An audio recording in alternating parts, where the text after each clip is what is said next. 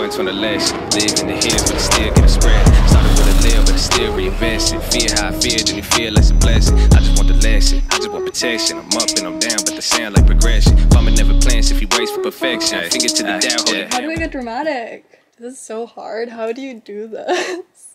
Hello. Hey guys, so Josh was really sad that you guys clicked on the video more when I was in it. So please just give him a like so he feels better. And have a good day. Bye. All right, ladies and gentlemen, I hope you had a wonderful day. Don't worry, I got your watch list, and there's no hard feelings, okay? I get it. You clicked on the video. Just make sure you like it. I mean, if we get 2,000 likes, I'll tilt the camera up. We won't tell her.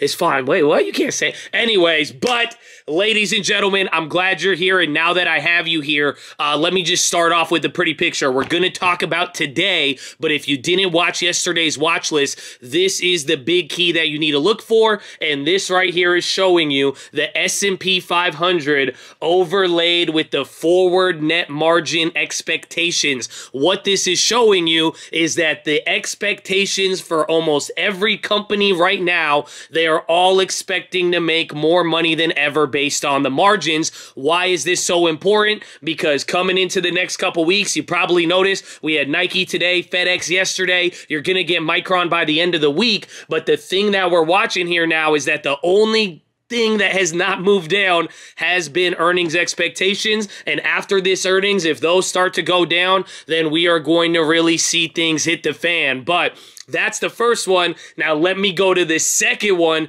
This one also relates today. If you didn't notice, oil was absolutely killing it. It was the only green index on the whole stock market today, but it was based off of China news. There was China news. They're lowering quarantine times, getting back to the reopening and speeding that up. And now we saw oil go crazy in commodities. But what this chart is showing you is the Bloomberg Commodity Index, and it has hit that. I don't know what Fibonacci it is. It's like the middle one. I think it's like the 38 or 7. I don't know, one of the, oh, dude. But pretty much what everybody is talking about right now, and where a lot of people are focusing now that oil and commodities are kind of bouncing up, the fact that it's moved down so much from the high, pretty much wherever this index goes, that's going to be the story for inflation. If this chart keeps going lower and lower and lower and commodities start to slip off, a lot of inflation pressures are going to disappear. However, if this starts going back up, well, you're going to deal with the same worries. So hopefully you understand that both of these charts are very important, especially the earnings one. But now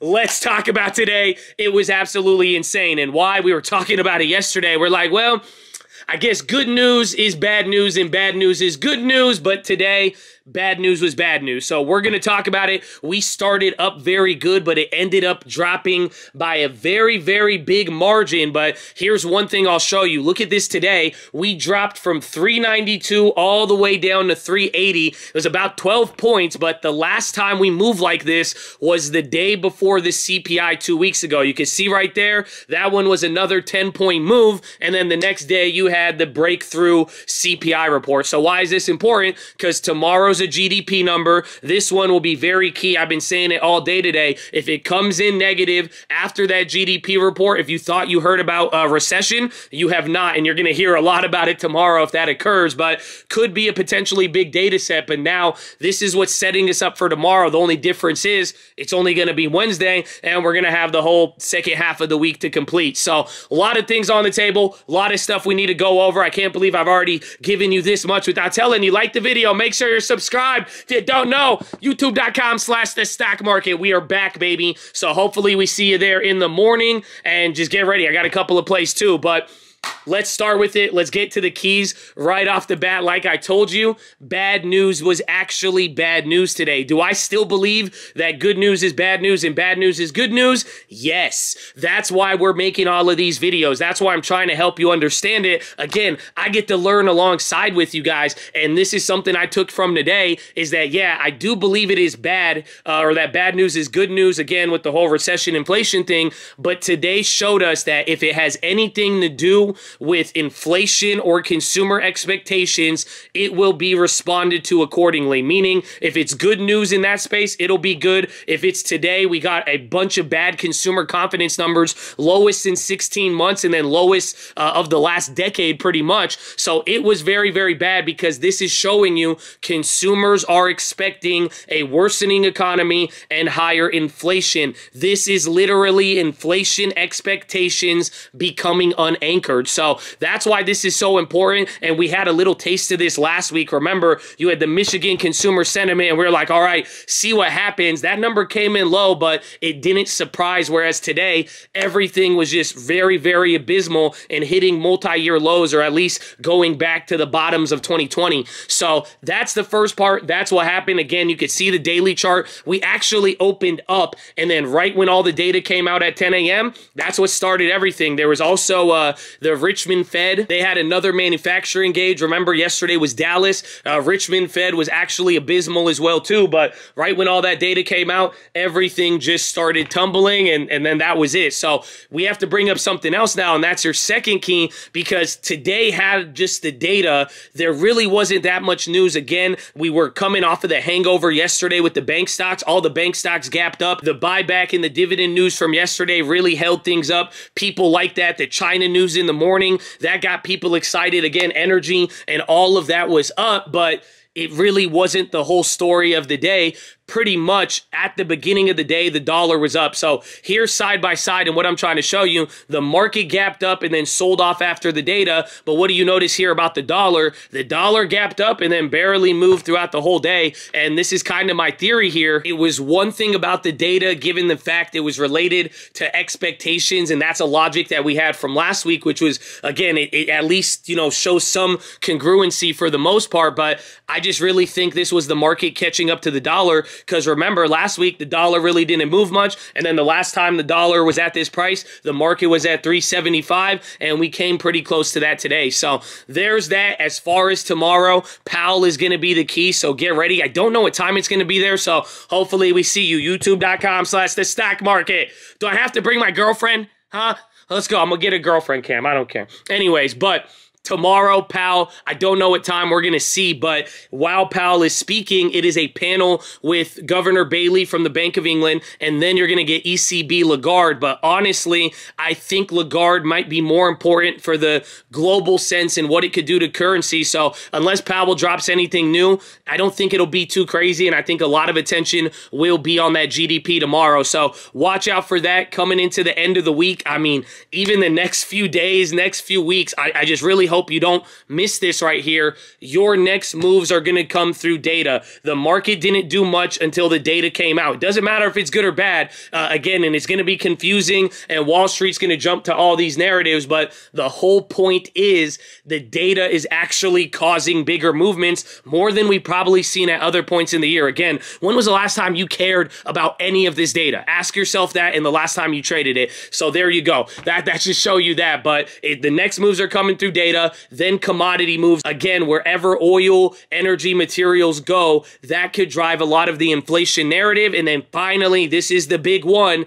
Those earnings expectations are crazy, and earnings is going to send home a lot, especially as it gets in the third quarter, and then even setting us up for the end of the year. So it's going to be crazy. I hope you're ready, but let us get into the play. So right off the bat, I forgot to tell you, you guys remember this sweater? Bro, I don't know if y'all remember this. I used to wear this so much. Like I used to think this was the coolest sweater. Honestly, bro, it's like from Forever 21. I got it for $9.99, but you know what I'm saying? Actually, bro, I found this the other day. It smell old, you know? And okay, I'm sorry, I'm wasting way too much time. But as far as the plays, let's talk about it. I made one today and I really like it. I'm going to start with EWZ. So like I'm saying, commodities are key. We're getting the bounce again. Here's the oil chart. And if you don't remember our theory, literally a couple days before it dropped, I told you about the short idea. Wait for the first peak. It's going to come back down. We were getting a little worried because it was disastrous and people were worried about inflation. But what do you notice? It's coming back up. The trend is looking solid. So now kind of looking back at some of those other plays, and you remember EWZ EWZ. This is a Brazilian ETF. Now, the reason why I bought it, it's related to oil, and if things turn up again, I think some companies might benefit with the oil stuff, and then materials. Again, you got Rio, and then what's the other one? Vale. They're a big portion of this index, but I'm telling you, it may not benefit the same way, because if you look at the chart, EWZ is like fully clapped to where it was at the beginning of the year. It didn't really hold some of those gains, and that's not a good sign. So I think it's a little bit shaky, but I do like the opportunity, and if things kind of pick up here as we get into summer, I think this one could be a fire one. I mean, last time we hit it with, I think, 1,000%, so that one was a good one. But as far as the play itself, I totally got clapped by the literally within like the first hour. We had a lot of weird plays today. I grabbed EWZ August, 34 calls, and I bought 10 of them for 17 cents, $170. I will buy back more since I got pretty much clapped right off the bat because everything gapped up and then it came down. But I generally like the idea, but I do understand the risk. It's not a sure thing just yet, but if it is, I will start to go pretty heavy on this one. So we'll see how that one plays out. Watch out for them. The second one, NEO, baby.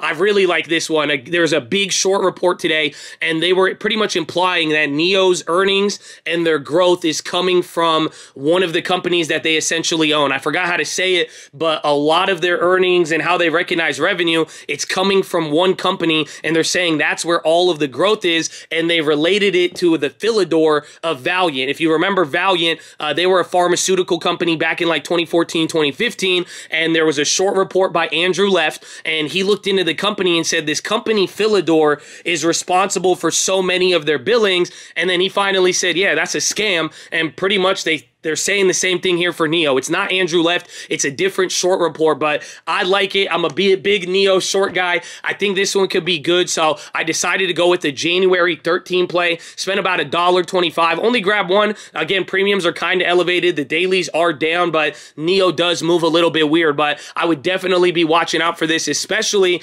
if China starts bouncing and you see NEO end up negative. It could definitely be more interesting, or if we hear anything about this company, that could be a bombshell, so definitely keep your eyes out for that. But that's the second one, and then finally, baby, Micron and Qualcomm. I like both of them a lot, and if you didn't see it today, Qualcomm, I still got a little bit of regret. No regrets, baby, but Qualcomm killed it today. There was news with them and Apple. We caught it so early. Shout out Troy, Fast Stack News on Twitter, baby.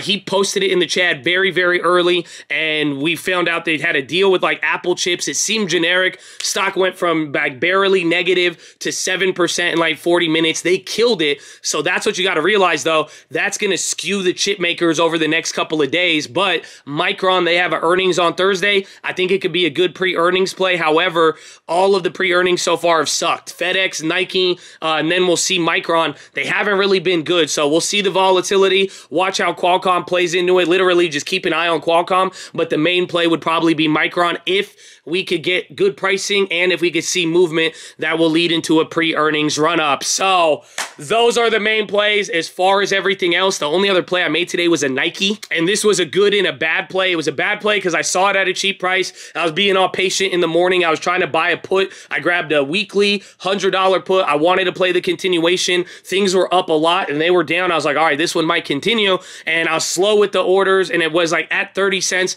I ended up chasing it to like 45 cents, and I paid too much money for it because the contract went down 50% or 80% like 3 times throughout the day. Eventually, it came back up to 70, had a 50% gain. I sold it, took the profits, but if I was able to buy it at a cheaper price or wait a little bit, it would have been a lot more optimal. So that was the only other play. I'm going to be watching the Boeings. Those came down, but actually, they're barely down from yesterday, which I thought was interesting. The Babas came up a little bit until things started to fade, so watch out for that. A lot of people have been asking about EWG. There's been a ton of Russian headlines. We're still in that July play. Unfortunately, it's clapped, and I haven't gotten another one, but pretty much I would keep your eyes out for any aggression from Russia towards Europe because it has been boiling up. So I think the time is approaching. It's just going to be difficult with how to play it and making sure sure we get a good deal. So watch out for that. Watch the dollar. That's going to be the big key. And again, just to give you one more tip for GDP tomorrow, is GDP going to move things a lot? What's the effect? Watch what GDP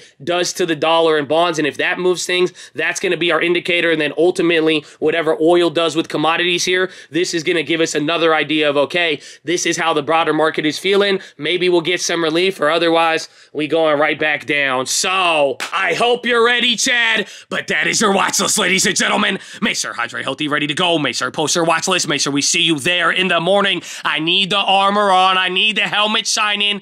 I need you to change a habit right now. Don't let any belief or positivity enable any negative behavior or any dysfunction. It's very simple. A new habit. You want life to change? Change a little bit of what you're doing on a daily basis and watch what happens, my brother. Amen, amen, amen. But Chad, you've been in the game. We're even back on the other channel. It's exciting. We got a lot. We're going to be getting POW. We are entering in July, and everything is just, I don't know. It's exciting, and I hope you're less worried now. I hope you're as excited as I am, man. It's gonna be great. Thank you guys again for all your support and clicking on the video just because you see my girlfriend. What the hell, man? Come on. It's okay, but I love you. Now I'm ranting. Have a good night. Drink the water, and God bless you, Chad. Finger to the sky. Peace out.